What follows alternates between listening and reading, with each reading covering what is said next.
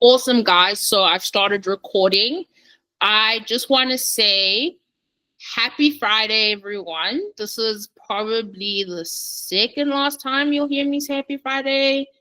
In regards to the webinars, I don't know. In case you decide to watch, maybe you'll hear me say it a couple more times. But happy Friday, everyone. We're super excited to have you here for part 6 of our Beyond Boundaries masterclass.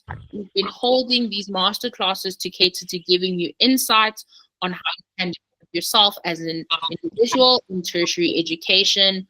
We as Phoenix are fully committed to your student academic journey and being able to provide holistic support. And part of that is through our webinars, where we bring on different experts to speak on their expertise to build your guys' skills and expand on where you're currently at and allow you guys to develop. Okay. And before we carry on, guys, we will be answering questions at the end of the session. So if you have any questions, please go in the activity section where there's a triangle, a square, and a circle where it says Q&A, so that we can attend to those questions. If you have questions during during the conversation, please do add your questions in case you do forget. But I just want to say a big, big thank you to all of you guys for being here today. And I'd also like to welcome Amo Helang. Amo is someone that I've previously worked with. She's currently a head researcher at SET Consulting. She's graduated cum laude at UJ in her advanced diploma in communication management, and she has geared herself to match talent with what the company needs and what they're looking for. Her expertise have been in legal, logistics, finances, and furthermore. Guys, she is a very driven, passionate individual, making sure that when she's looking for individuals that they can find their perfect role while making sure she has that human touch with them. So, guys, if you can give a big welcome to Amo, here, just a round of applause. And Hello. handing over to you. Hello, everybody. Thank you so much for the love and the welcome. I'm seeing the clapping of hands. I'm seeing the hearts. Thank you so, so much. And yeah, happy Friday. I'm excited to be back again. We were here last year, and I'm not sure if there's any of you that remember me that were part of the masterclass from last year, but happy to be here again.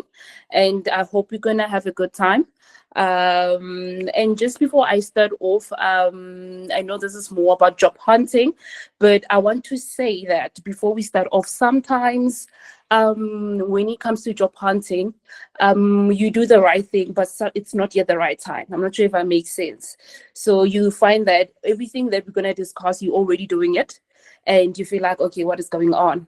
And sometimes it's just not the right time yet. So I want you to keep that at the back of your mind.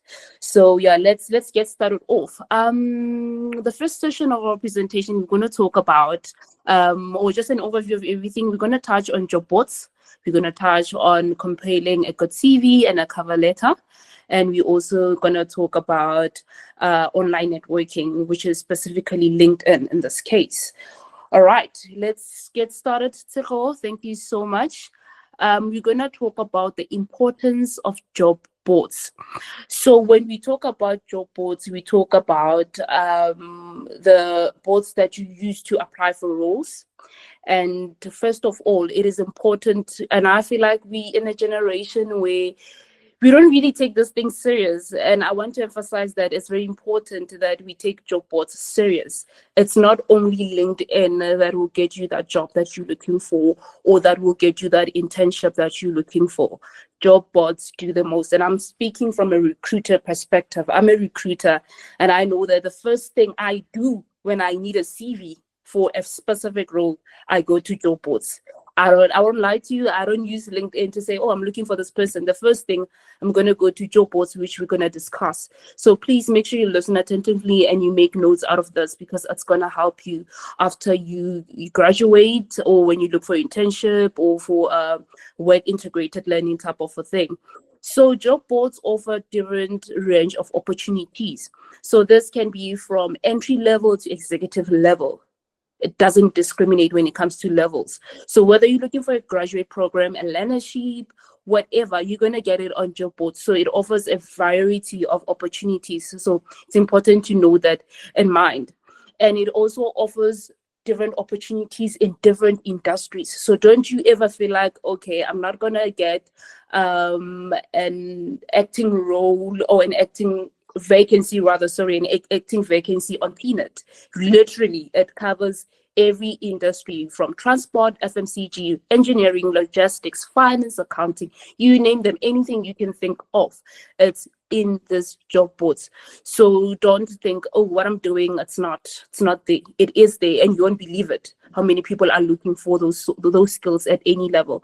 So that's the first thing. The second thing, it's very convenient in the sense that you don't need a laptop. So you don't need to open your laptop to be able to use it. You don't need to open your PC or a computer. You can just have it on your phone. If you can make space for TikTok and Facebook and Instagram, you can also make space for those, maybe 2 of them, So very convenient in terms of that. Also data, you just need data. And it's free in a sense that you don't subscribe. You don't have to pay a certain amount for you to use it. So I think that's very cool. And very time efficiency in a sense that, for instance, practical example, you are an accountant, or rather you just completed your accounting qualification and you're looking for a graduate program in accounting. You're just gonna go there and you're gonna search.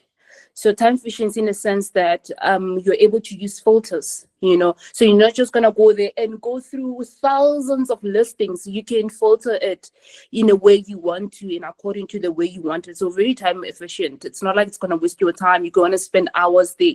Literally commit 30 minutes of your time every morning if you're actively looking for whatever you're looking for at any level. Program or a learnership or entry-level job. Give yourself 30 minutes in the morning. You wake up and like, okay, let's see what's on. What do we have today?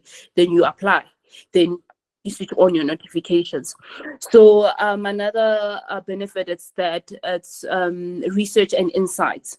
So you can do your research, gather insights from Peanut, because companies also use that. It's not only recruiters, it's companies that also use those job boards. So you are able to gather insight to see, oh, PwC is looking for this and that, oh, this and that, and you're able to see that, oh, this is how the market is looking. It means my role is in demand.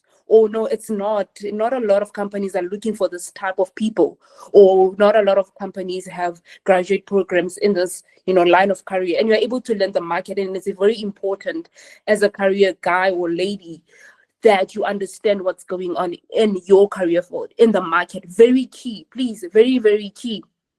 Just be informed with what is going on. Whether there's a lack of skills, maybe there's a demand, it's very important to know that. Please keep that in mind.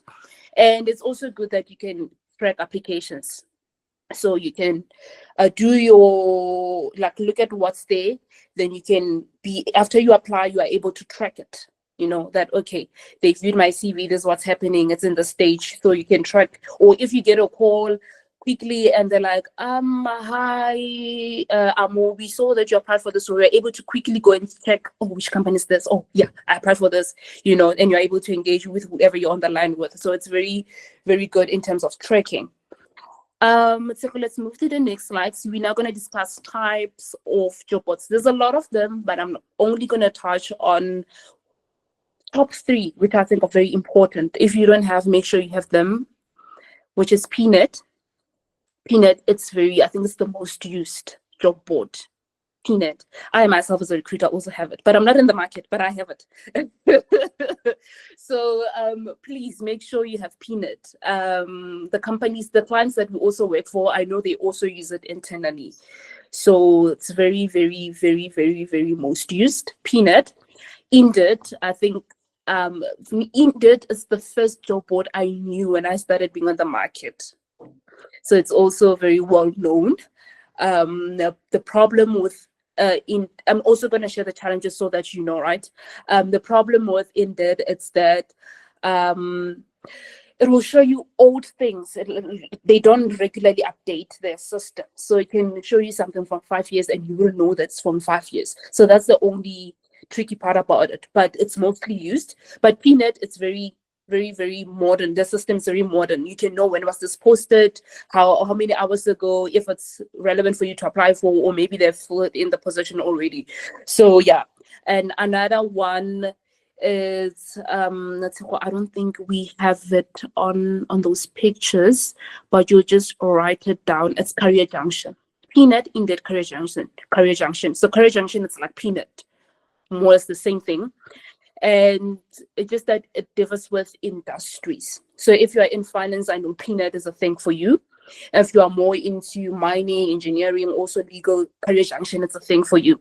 But Peanut and Career Junction, I'll advise you that you have them on your phone or on your PC, or you have a profile with them. Please, I beg. Those are the most important ones. And we also have, so these are general job boards. Peanut, Indeed, you get everything there. Any industry, it's there. Any entry level, whatever, it's there. Everything, it's there. Then we have what we call niche jobs. So these ones are narrowed.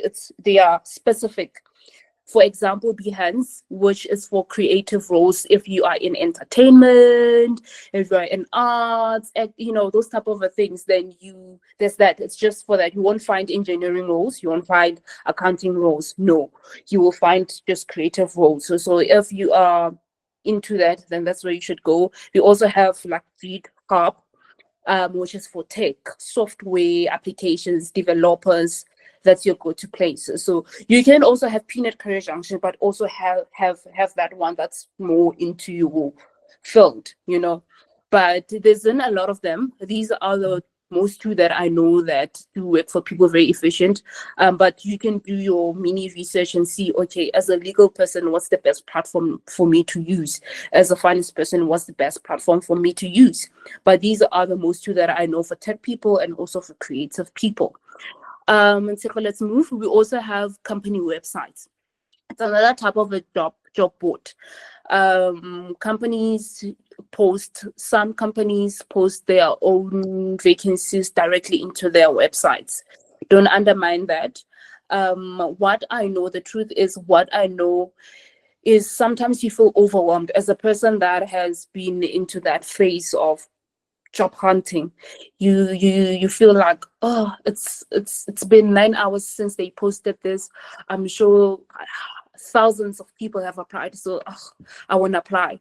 Don't undermine it. You don't know who's looking and reviewing those profiles. So if you see a job on the company website, don't think twice, apply. You will never know. Sometimes they save those profiles, even if they got the right person, they will see your profile and they're like, oh, okay, we'll try this person maybe next year. They keep it in their files. So don't ever think that, oh, it's too late for me to apply.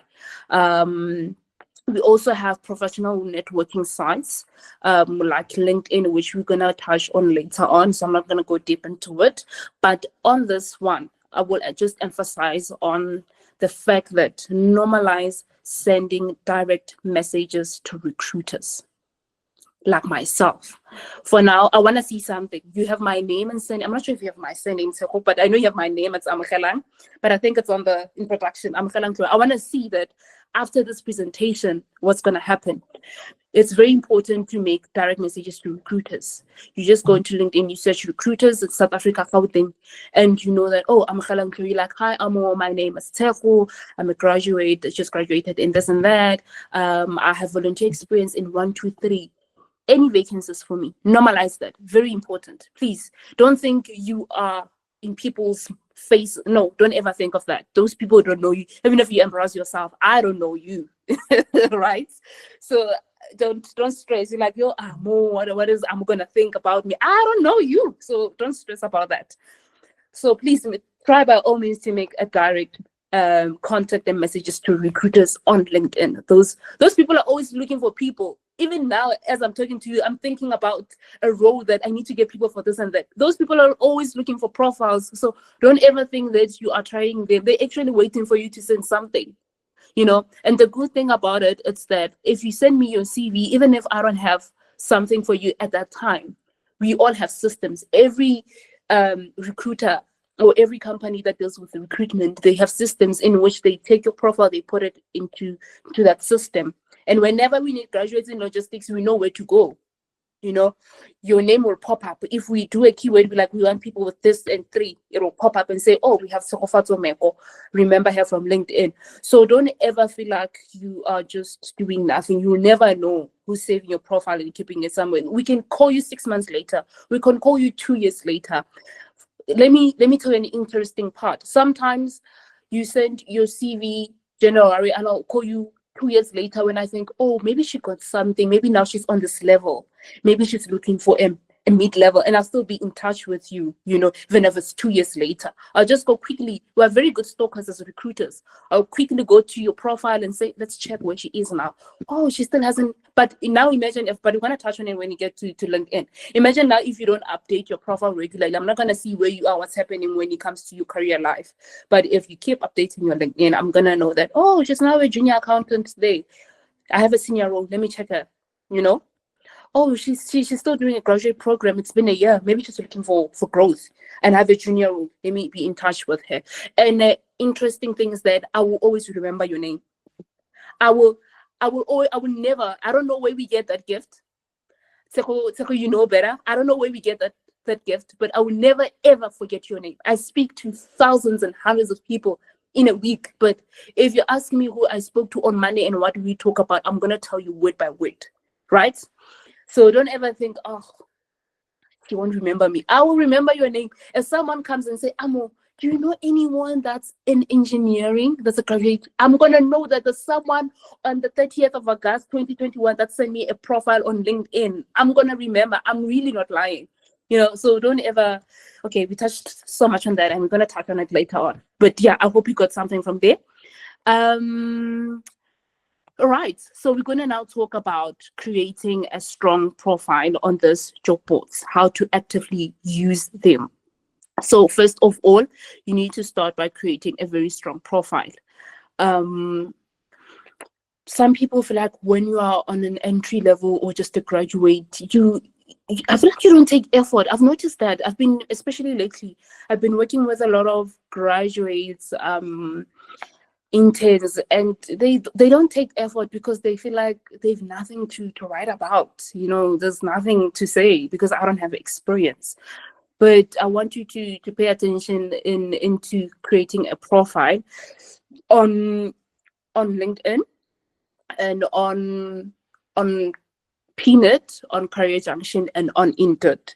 Make sure you also tell the truth. I've figured out that a lot of people, when they do profiles, sometimes you're still doing a third year, but you put it record it as someone that has completed that. So it's very important that you still in complete third year level. It gives you those options, So, and there's nothing that turns off a recruiter or an HR person like a candidate that's not honest, even in their CV.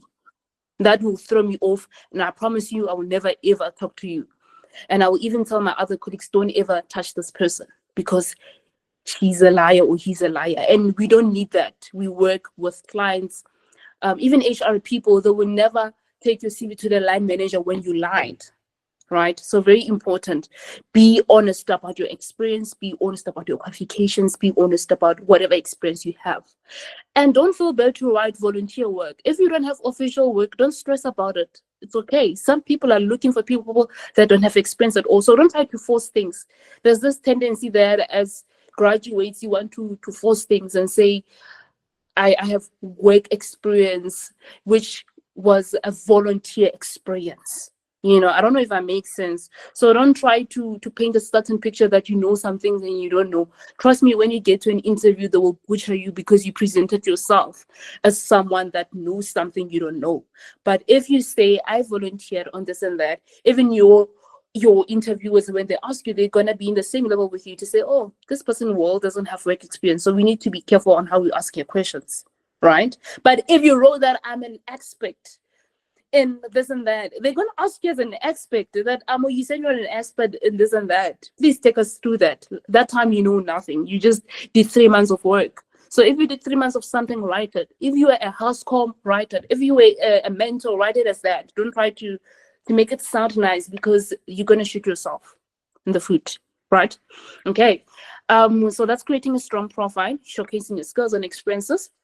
So it's also important to tailor your search with relevant keywords for your desired job. So this is on job boards. It's important that when you do your search and you want to see what you can find in accounting, use those good words: finance, accounting, your systems. Your systems, your IFRS, your SAP. You use those to be able to make that search for yourself. Set filters. So you need to utilize filters. Like I said earlier on, it's very time efficient. Filters in the sense that location, if you're in Gauteng, or if you want something in Gauteng and you are in KZN, you can still do your search to show you jobs that are in Gauteng or in Cape Town, even if you are, so it's very important. I'll touch on more on this also when it gets to CV. I hope I don't forget. So please remind me location when we get to, I don't think I have it on the presentation, location when we get into the writing a CV. Just want to touch a bit on that. So it's very important to use the filters so that you also don't spend the whole day searching. Just 30 minutes at a time, that, okay, let's see what's in Cape Town today. You do your search, accountant in Cape Town, and then you put the keywords, use the filters in this industry, this level experience. Also, you want something that's between 0 to 3 years, because that's where you belong at that time. So if you just put a wide search, it's going to even give you jobs where they're looking for people that have 10 years of experience, and that will waste your time. So make sure you filter it properly. You'll see when you get that's very, very easy to use. Regular check-ins, guys. As much as you check your TikTok, your Instagram, your stories, your likes, your YouTube views, please do the same. Do the same with job boards. Regular check-ins to see what's there. How many jobs are listed, how companies and recruiters post new jobs on these job boards. Every minute there's 100 listings, not even one. For a minute, 100 listings come in. We post jobs. HR, they post jobs. So make it your friend. As much as you go on TikTok and you laugh the whole night at 2 a.m., I know. Do the same. Please, same energy. Same energy. Save searches, very important. I think I mentioned earlier, you need to save your searches. I think when I touched on application tracking, it's important to save. You can, because sometimes you apply maybe for 10 roles, then you get a call, or you will get a call and you don't know who's calling from where. So it's important to save your searches so that if they call, you are able to go back and let me check which one is this one, which company is that, which role is it, and what are they looking for. All right, so please save your searches as much as you save those videos on TikTok. Yep. Apply strategically. Apply to jobs that align with your skills and goals. Guys, this is very important. And especially when you are dealing with recruiters, it's important to apply for a job that is aligned to the skills you have. I'm saying this because I will post an advert and I'll get a application, and literally there is no alignment. I posted an advert about an accountant. You find a person that did engineering applying for that, even boldly writing it on the subject line and saying application for an accountant role. That time you did engineering. I'm not going to entertain your CV. So it's important that when you deal with, especially recruiters, specifically recruiters, that you apply for something that you know you qualify for, so that they can give you attention. So if you send me something that's not aligned with what I'm looking for, chances are I'm not even gonna call you, or I'm sorry to say, but we work differently. Some would even entertain your email. They'll just look at your email and minds it. So it's important that you apply for things that you match. And another thing, if you just apply for everything, you're going to get overwhelmed and you feel like this is not working for me. To only find out that you're just not applying for the right thing. You're just trying your luck. It's good to try your luck, but try to read the room. Which company you're applying at that will want to try their luck on you? I'm not sure if I make sense. PwC, you can't try your luck at PwC. They know what they're looking for. We're talking about one of the biggest audit firms. in South Africa. So try to read the room. Sometimes it's good to try your luck. I always say, always make sure that the skills that you have match at least 60% of the job, even if you don't have everything they're looking for, but make sure the 60% it's covered. Maybe they can consider you, because I know sometimes I always look at CVs that are like 70% match. I'm like, oh, let's try this profile. You know, maybe they can do better in an interview. So if your skills match 60% of the job you're applying for, then go for it. But if it's 30%, 40%, don't, unless you know someone there, unless there's connections, that someone says send your CV, then you know you're gonna get the job. But if you're applying through a recruiter or hiring managers, you need to know that you match the job requirements. Very important. Also, job boards will help you with I think I touched on this, company research. So before you apply, PNet will show you which companies are advertising for what. So research the company that you're applying at, so that you know what they do. So that you're always ready for the call. It's very important. As a recruiter, when I call you or when a hiring manager calls you, sometimes they literally kind of interview you or screen you on a call.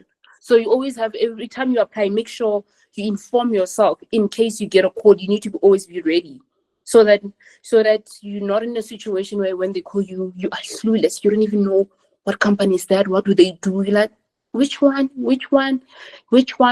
So always make sure that when you apply for a company here, you know, you search about them, you get ready for anything in case they give you a call, because a lot of screening happens on a call. Literally, recruiters and hiring managers decide if they want to continue with your application through a one call most of the time. I'm not saying always, I'm just telling you the honest truth. Most of the time, from how you answer your phone and how you answer my first 3 questions, I'm gonna know if this person is right for what I'm looking for or not. So always be ready, guys. Please.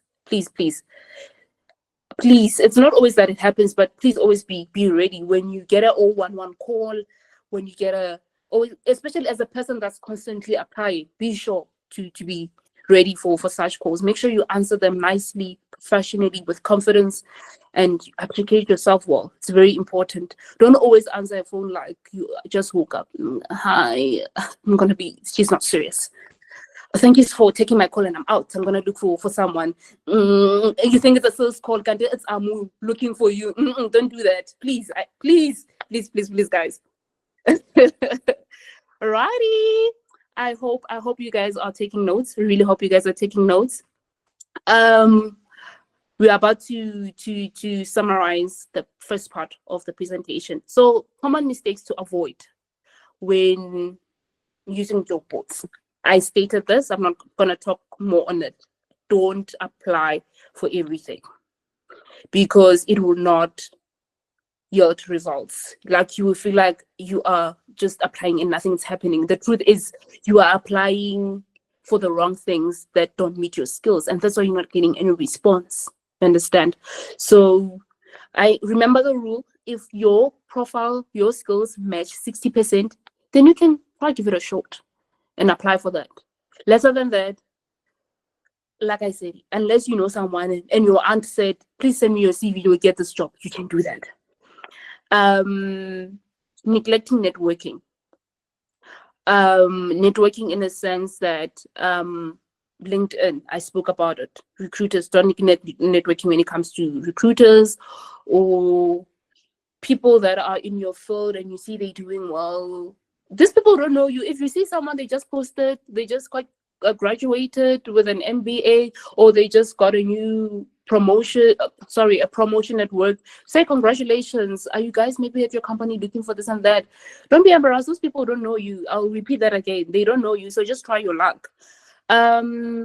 Not customizing applications. So we'll also touch on this when you talk about the CV. Tailoring your CV and your cover letter for each application. We'll touch on that in the next part. Not utilizing notifications. Like I said, save your searches.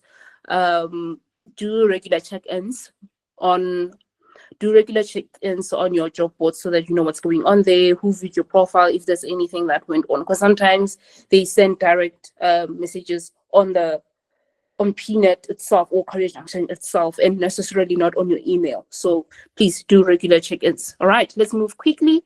Part 2 of our presentation. So let's move to the next part. We're going to talk about compiling your CV and cover letter.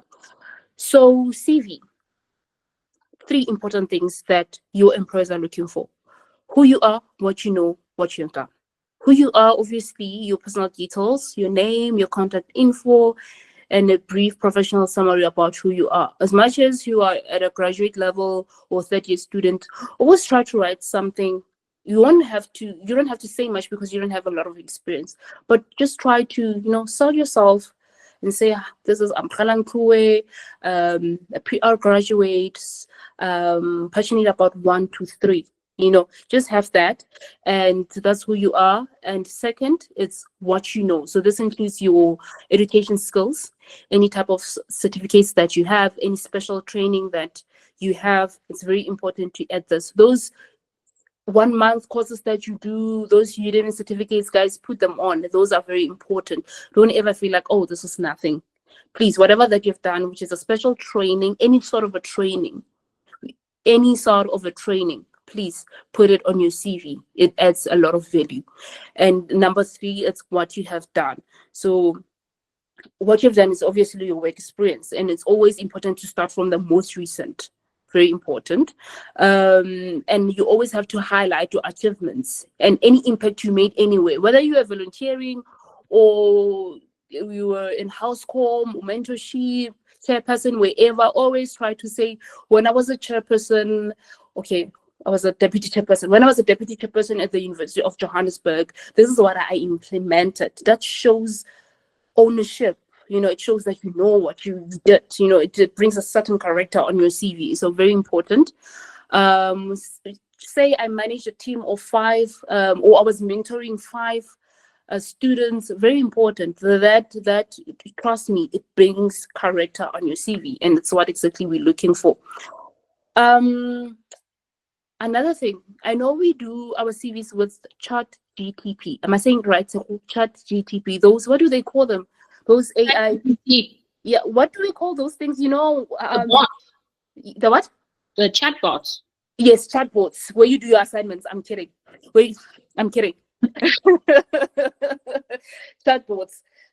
They tend to not have personality, so it's good to go there. Please do the CV for me, but always make sure your CV has a touch, a personal touch.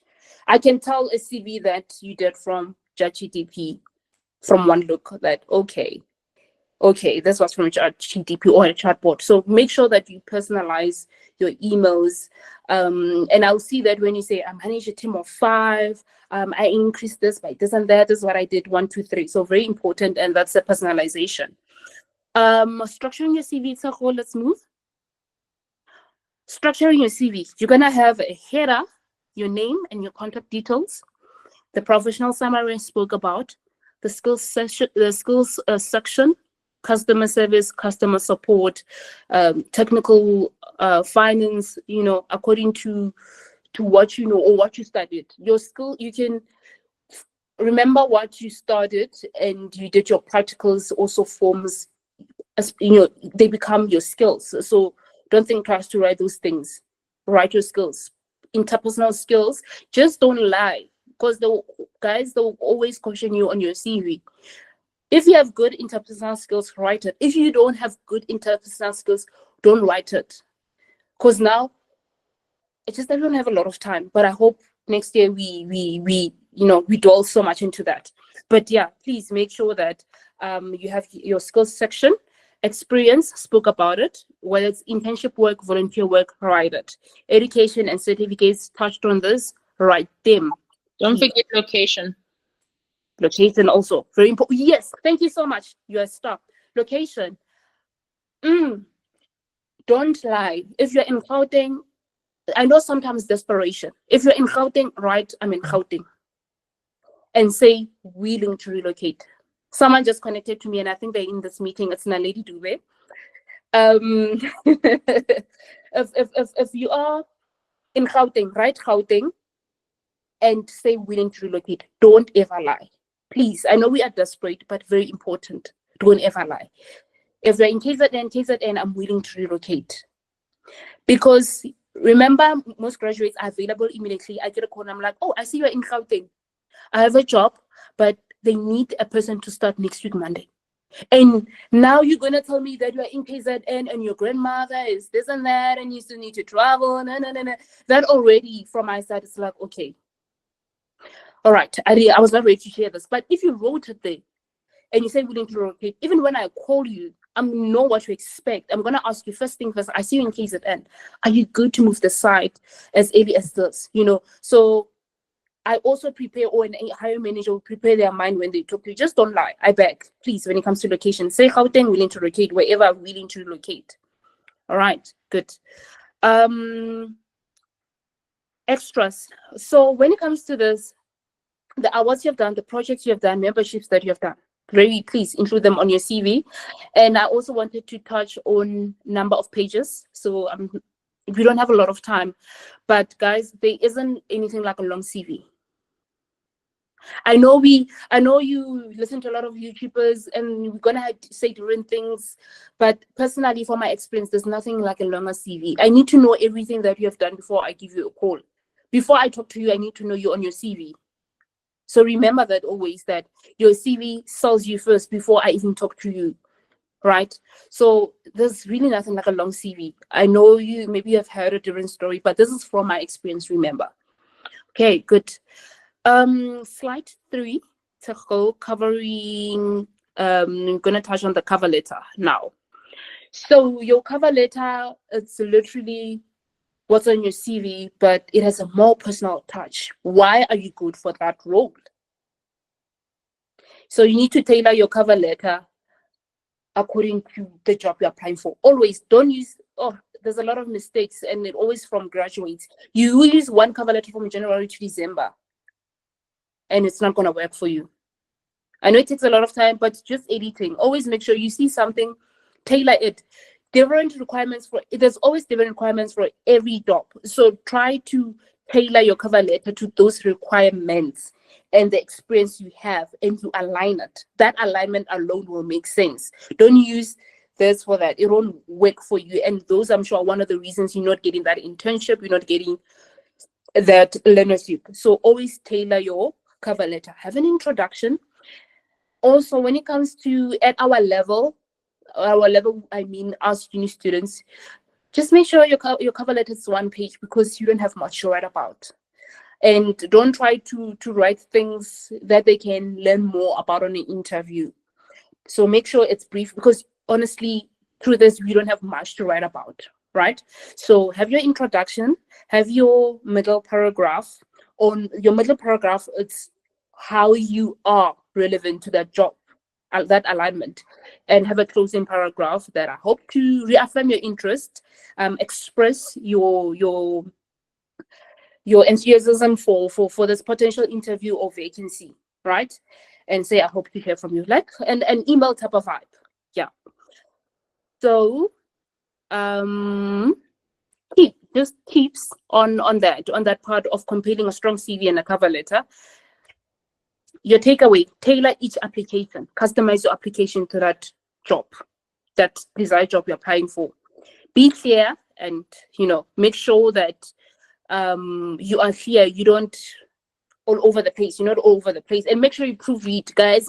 Spelling, grammar, they turn us off. It's a turn off. So make sure you proofread. After you type whatever, go to those chatbots so that they can pick up mistakes. Even a Word, I think on Word there's that thingy that can fix your spellings. Use that a lot. There's nothing that turns off like a grammar error on a CV.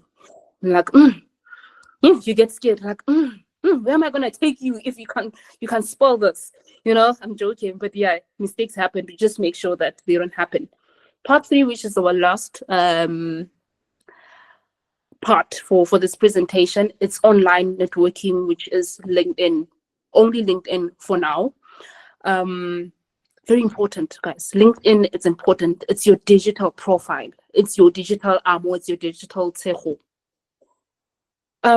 So first of all, LinkedIn helps you to build a professional identity, like I just said.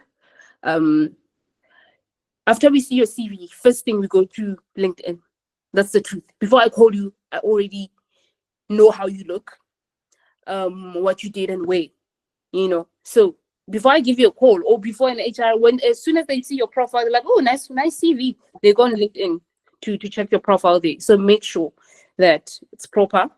LinkedIn is also important for expanding your network. I've touched on that. It's also important for accessing opportunities. Job posters, or you can apply for jobs there. It's not necessarily about going to recruiters, DMing people. There's jobs. I for one also sometimes use LinkedIn to post jobs there. So please also use it. The same things I discussed on job boards is the same things that are there on LinkedIn job things. So there's that option. Always make sure that you apply for jobs that site. And learning and insights. LinkedIn, especially because you'll be connecting with people on your field. So you will learn more. Your feed will be just about that low engineering. Make sure you engage on those things.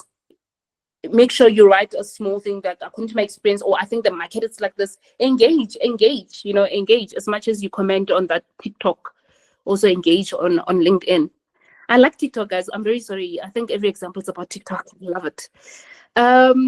Building a strong profile, very important. Profile photo. Profile photo, guys, very important. Please don't ever put a picture like this. I will never take you serious. I'm sorry. I will never.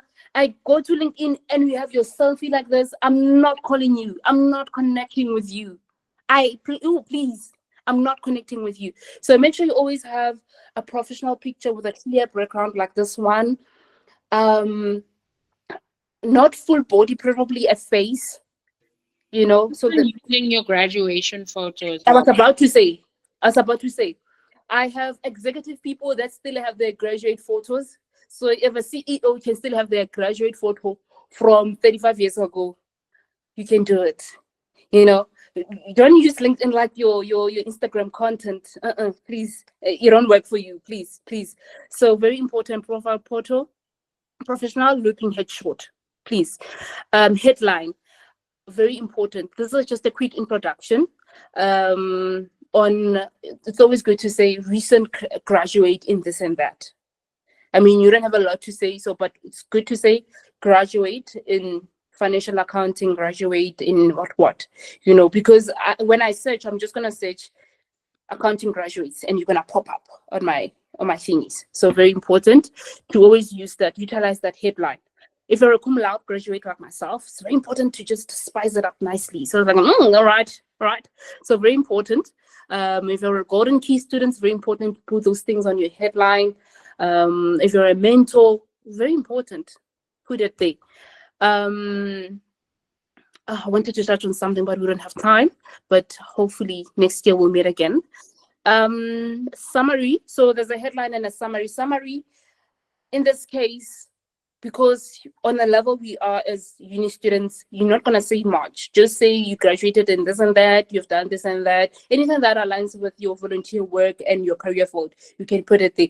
But you won't have much to say because you haven't worked, you don't have a wide experience. So don't shoot yourself much on that. Experience and education, obviously, like your CV. Right. Good skills and endorsements. If you have lecturers that you work closely with, they know you, and you see there's lecturers that are very active on LinkedIn. Go there and say, please endorse me on LinkedIn. There's that option. Please, guys, you must go on LinkedIn. There's these things. They can endorse you, write something for you that I've worked with. I'm a good student. Those things help a lot. All right. Building your network. So this starts with your classmates, obviously your professors, family and friends, and recruiters. And people that are in your field that that they are doing well, even if you don't know personally, but you know that. And NetBank, we have the CEO, we have connect with those people. It's very good, even if they won't reply to your DMs, but sometimes they share amazing learning insights, right? So very, very important. Personalized connection requests. This is when you send to recruiters or people that are in the field. You personalize your your request when you send them a message that, oh, hi, Amo, thank you for connecting, this and that. Shoot straight to the point. Don't wait for me to say hi. Good. Mention shared interests and career mutual connections. So like I said, always good to connect with people that are in your field. Join groups, follow companies, please. All right, last slide. Engage, reach out, share relevant content. Very important. Don't just share anything. Share relevant content. People are in LinkedIn are very strict. Hey, people on LinkedIn are very strict. But these days they're loosening up. So, but just don't try to be too funny. Just post relevant things. Be a career lady, like this. Be a career guy. Just be this person. So, and also reach out. Ask for advice. As well from recruiters, say, hi Amo, I know you're busy. If you have chance, you have time to review my CV whenever you can. You also have that in mind. Don't just say things and don't be entitled, right? Just be, if you get the chance, Amo, please, when you can please review my CV. So you find out sometimes on that day I'm not busy and you're just lucky. I'm gonna review your CV, I'm gonna give you a call and we're gonna talk through it. So yeah, do that. So Tshego, I think that sums up our presentation. Just closing tips on that one. Be consistent and stay professional. Good. That's it from me. Amo, I just want to give a big thank you for sharing so much knowledge with so much humor this Friday. It's really appreciated. You know as much as I know that you love TikTok. And now we're entering our Q&A session. Yes. I do think we will try to get through all the questions in the next. Yeah, I'm so sorry. I took the. No, okay. This is usually the time we do the Q&A session. There's just a lot of questions. All right. This question I think you have already answered, but I will ask. Hi, I want to know where in the CV I can state for my willingness to relocate. Let's say I find a job in the Eastern Cape and I'm in Free State. Do I change my address or just state that I'm willing to relocate? I hope that makes sense. I think we covered that. Yeah. Always tell the truth and say willing to relocate. Don't even locate anywhere in South Africa or locate international. So you can also on job boards, there's that option. Always there's that option willing to relocate. If you're willing to relocate, always tick a green on it. Yeah. Hey Amo, I've been on break from working to pursue my studies. I wanted to find out how recent should my work experience be, i.e. in years in the CV. Oh, that's a really interesting question. Sorry, Tshego, go again. So it's saying I've been on break from working to pursue my studies.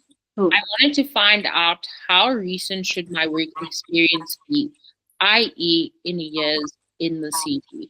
I can kind of speak on that. Okay. So on your CV, what's important to show is that you've been doing something within those years. Yes. You have been studying and the years that you've been working. So let's say you started studying 4 years ago and you're completing your degree now, or 2 years ago and you're completing your degree now, and your work experience finishes from 2 years ago. It's fine because you've indicated that in those 2 years, there wasn't a gap of you not doing anything. You were studying. The problem comes when there's a gap between the time periods that you've been working and you've been studying, and there's nothing in between. That's when recruiters are like, okay, what happened? And it's normal to be like, look, I was unemployed and I was looking for work, which is normal, but if it's a thing of you actually didn't include a job that you previously had. Some people do that. Just to touch on that, Tshego, quickly, guys, if you graduated 4 years ago and you're still looking for work, always make sure you keep yourself busy. There's free courses. Do them, even if it's one month. Do volunteer work. Keep yourself busy. There's nothing that turns off. I know high unemployment is happening, high rate of unemployment is there, but keep yourself busy with whatever so that that's in line with what you started. Even if it's training, even if it's reading, put it there that I've been busy with this for a year or 2 years, or that break sometimes really throws people off. Yeah.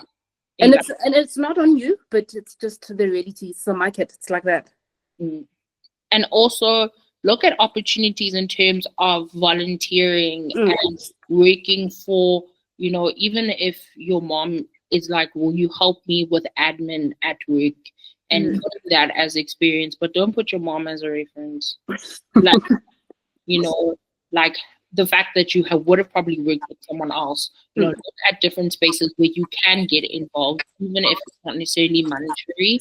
And I know that's difficult, but that experience gives you skills and it shows that you are resilient as well. True. So let me go to the next question. Hey, Amo, is it necessary to put everything you do on LinkedIn? For example, if you participated in a program like a hackathon, I don't know what a hackathon is. Should you include it as experience? Without What I put on LinkedIn? Without hesitation, yes. I think there's also a section on Peanut. It's not necessarily on work experience, but on projects you have done, volunteer work you've done. You can put it there, but very important. Don't ever feel like, oh, this is stupid, this is nothing. It's very important. As long as it's in line, you know. Yeah, as long as it's in line. And then this one is not a question, but just got an email inviting me to my first interview ever. I'm so excited but scared at the same time. Being nervous is very normal for an interview. Don't feel like, oh, there's something weird with me being nervous. For the interview, we do have a webinar that we have done that covers interviews. So there was a question. We are releasing the recordings by email. We've released the first 3. I think, yeah, that one is included in the first 3 comms. So just check your emails. There is a section, David King, and it's also Mastering the Job Hunt. It just says interview. So check that as well. It goes into that. But know that with your interview, you know, if it's your first interview ever, look at what are common questions that are asked in the interview. I'm going to ask you, tell me about yourself. First thing first. Exactly. What is your greatest weakness? Why should we hire you? And rehearse those questions. You know, there's great stuff on YouTube that you can find to help you practically do it. And also there is, you know, we have ChatGPT of like, okay, I'm going to my first interview. What should I prepare? And it's a free resource, you know. Yeah, and be specific. So be specific. Say, I'm going for an interview for this role at this company. I thought you, ChatGPT will tell you what type of questions they might ask. You can even upload the job description. Yes, if you want to, you know, to get, you know, further insight, like what Amo said. So good luck with your first ever interview. Good luck. We're wishing you all the best. I hope it goes well.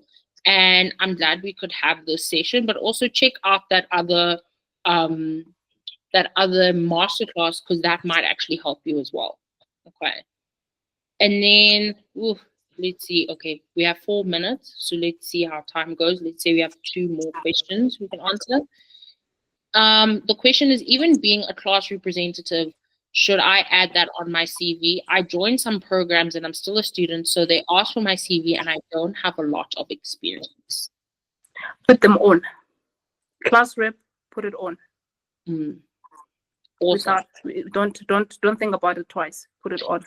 And what's great is with the class rep, you got the chance to liaise with different stakeholders, and I use the word stakeholders, but if you're working with lecturers, you're working with students, you know, and then also like you've established your communication skills. And leadership skills too. Exactly. Your leadership skills, taking initiative and being a class rep.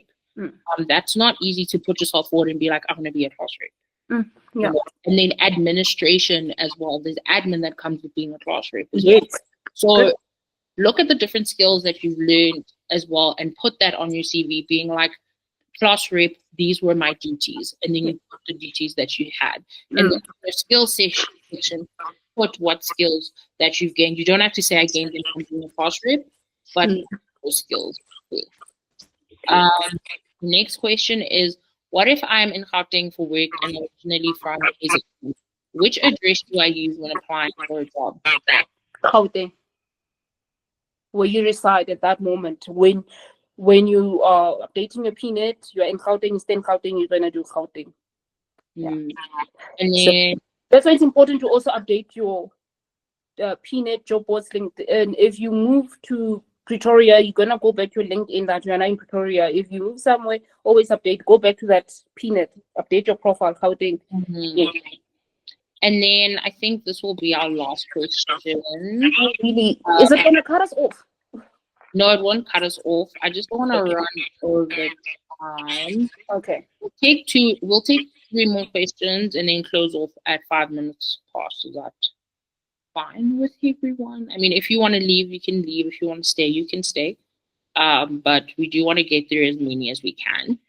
The question is, hey Amo, how do you deal with low self-esteem and lack of confidence? I've been attending interviews, but I'm very shy. I just get scared and nervous in such a way that I do not answer questions in a public way. What works for me, it's the mirror. I'm not sure if you guys know the mirror technique. It's a very important. Have a close friend, or even a distant friend. Sometimes not close people will tell you, just have someone, your fellow classmate that you know but you're not really close, to train up with for such things, especially when it comes to interviews, because they'll be honest with you when they prep you for the interview. Because if you have your best friend, you end up laughing about it, so you don't get anything done. It's like, show me, you see. But if you have someone that you're not really close with, he's gonna help you to be able to tell you, okay, I think you're getting it wrong here. So that's one. Also, the mirror. Always try to train yourself on, look at yourself in the mirror. I know a lot of people that struggle with low self-esteem can't even look at themselves in the mirror.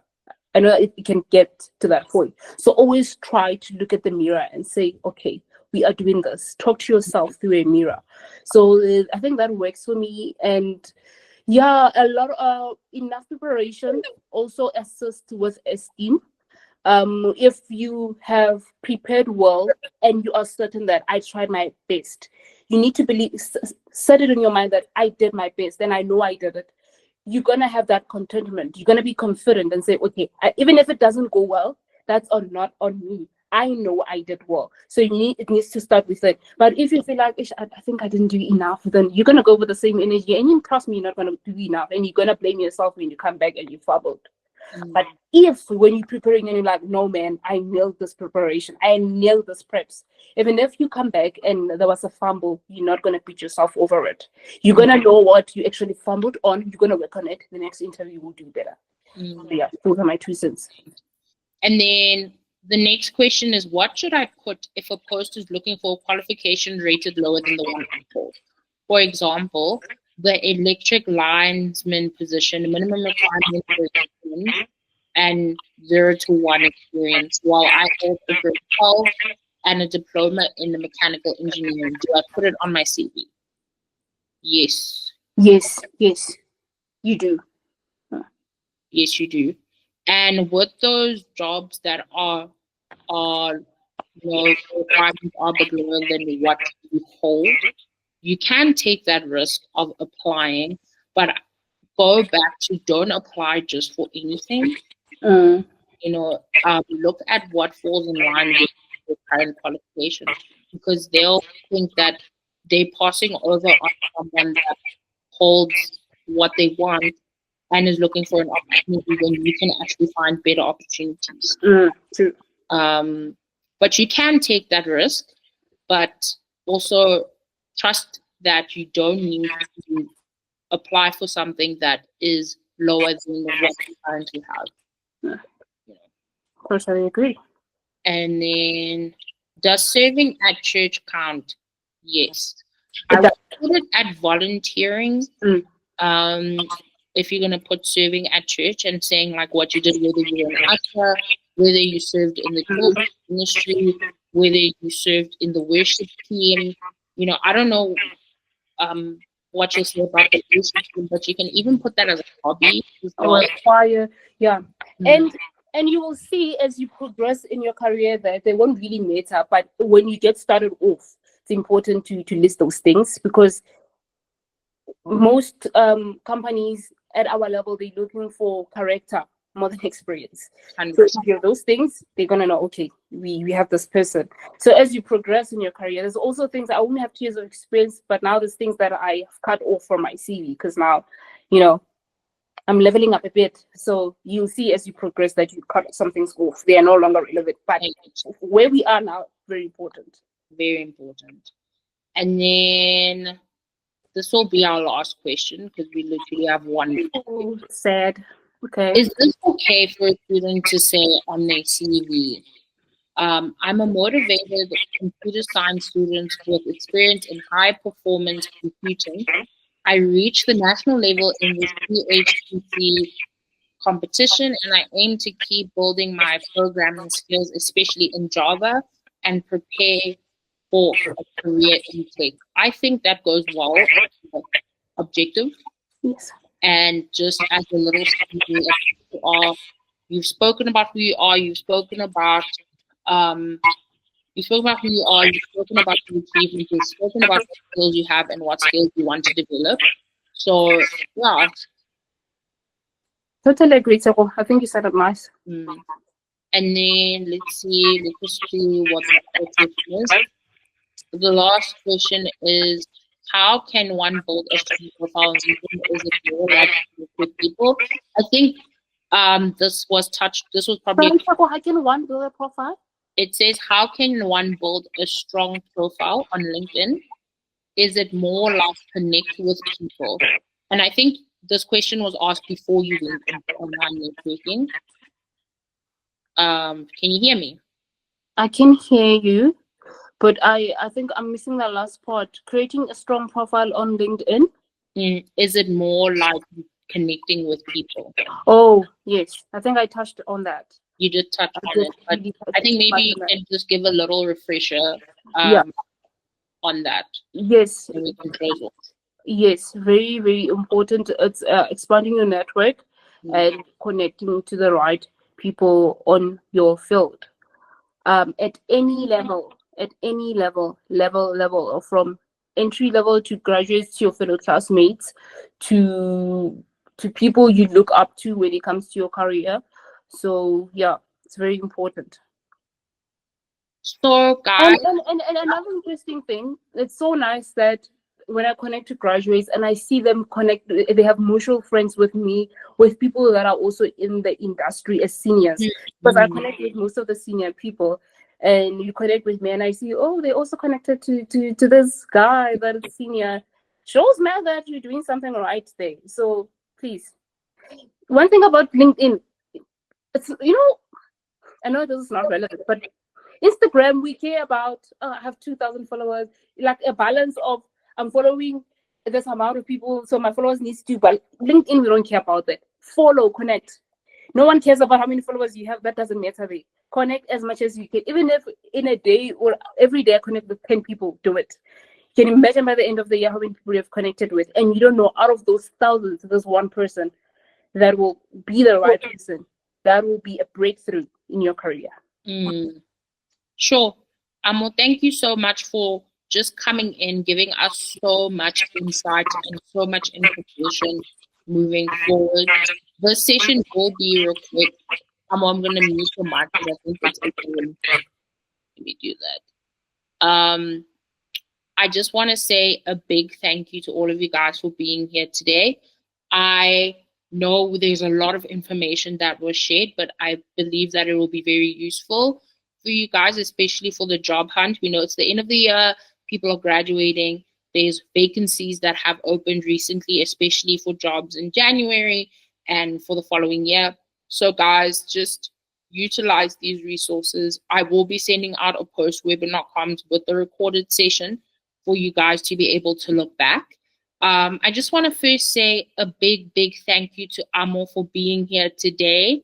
Thank you for making the time. Thank you for coming in and bringing so much amazing energy in the room for everyone, and also for other people to feel comfortable to ask the questions that they did ask.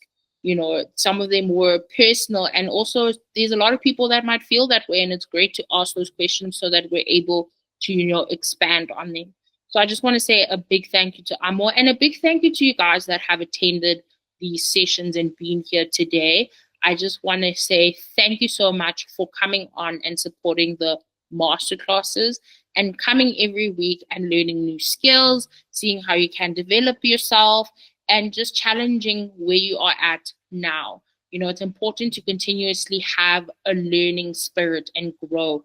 You will never know everything. No one knows everything. So, guys, keep on learning, keep on coming in. And Amo, just want to give to you before I close off.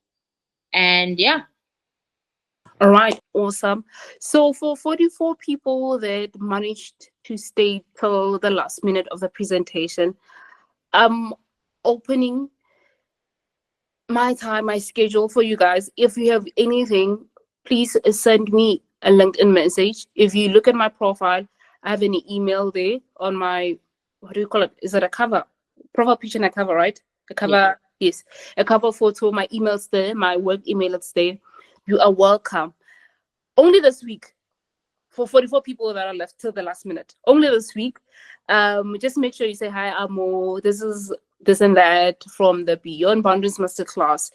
I have this CV, or I have this question, this and that. I promise you, I'll dedicate this week from my working times just to give you a bit of a insight or advice on whatever you're looking for, just for this week.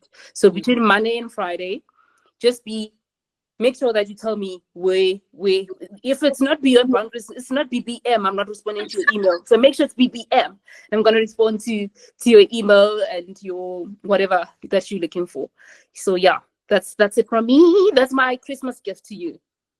Thank you so much, Amon. Thank you for availing your time. I know you're very busy, and I know that candidates are, on you every day. So thank you for making the time, guys. Do reach out on LinkedIn. Don't be scared. Amon's very friendly. She won't blue tick you, unless you didn't say anything in the message. You're just like, hey, no, guys.